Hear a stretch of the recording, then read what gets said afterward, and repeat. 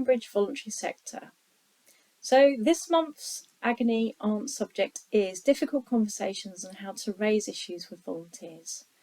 We've had a question from a local group who says, we have someone who is bossing other volunteers around and it's making people not want to volunteer with them.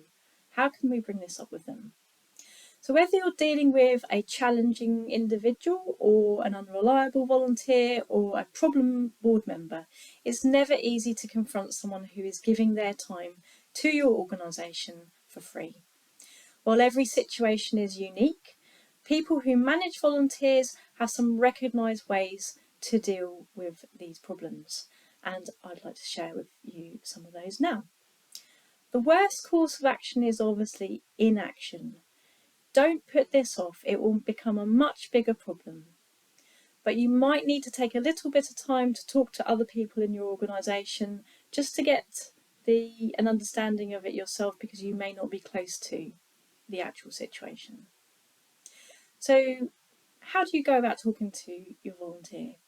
Explain to them what the problem is and how it's impacting the organisation or other people.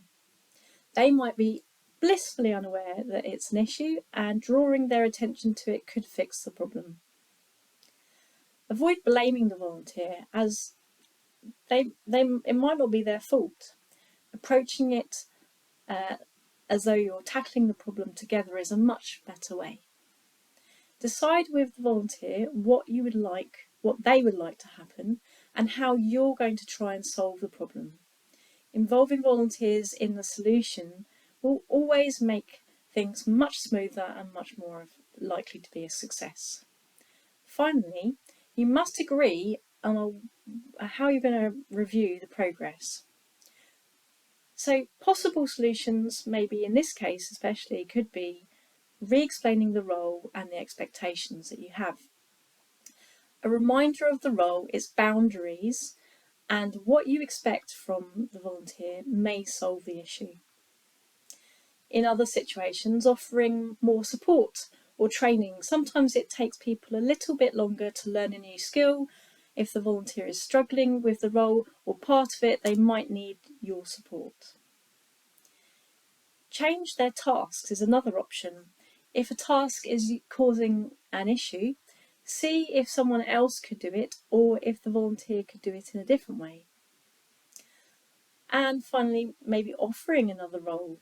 If the role isn't meeting the volunteer's expectations or your expectations, or it's having a problem, see if they can support you in another way. You're going to have to set a time frame for trying all of this out, the new role, the approach or the behaviour. So you're going to have to be really clear about a time frame. If the problem doesn't improve, you'll need to try another solution.